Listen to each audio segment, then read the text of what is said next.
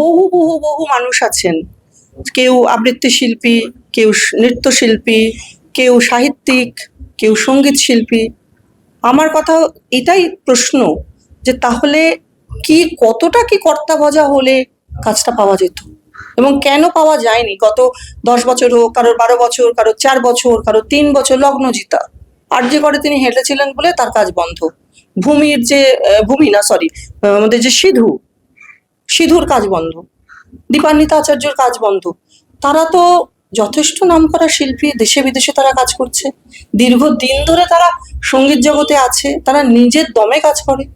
কার বিরুদ্ধে আপনার এই অভিযোগ মূলত? আমার পুরোটাই অভিযোগ হচ্ছে তৃণমূল সরকারের, যিনি তথ্য সংস্কৃতি দপ্তরের আমাদের যে আমরা মানে আমি খুব লজ্জিত এবং দুঃখিত যে তাকে গায়ক মন্ত্রী বলতে হয়, শ্রী ইন্দ্রনীল সেনের বিরুদ্ধেই। কারণ নেক্সাসটা তার মাধ্যমেই পুরো চলতো।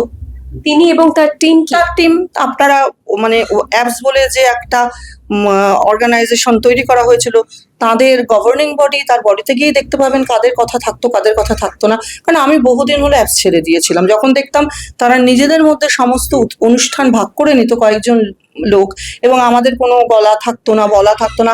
আমাদের একটাই বলা ছিল, সবাই ভাগ করে পাক, সবাই ভাগ করে খাক, প্রত্যেকেরই এটা রুজি রোজগার, অনেকের কিন্তু সংসার চলে এর উপরে, সুতরাং সবাই পাক। যদি সে 2-3টে মঞ্চে নিজেকে প্রমাণ করবার সুযোগ পারলো না, সে বাজে গাইলো বা বাজে আবৃত্তি করলো, সেরকম ভালো না, শ্রোতা নিল না, দর্শক নিল না, চেঞ্জ করো। কিন্তু আপনি দেখবেন যে যে মঞ্চে যে 15 থেকে 20টা মুখই বসে থাকতো, উৎসবে তারাই পেত, খেলায় মেলায় জেলায় সব জায়গাতে তারা পেত। এটা তো হয় না।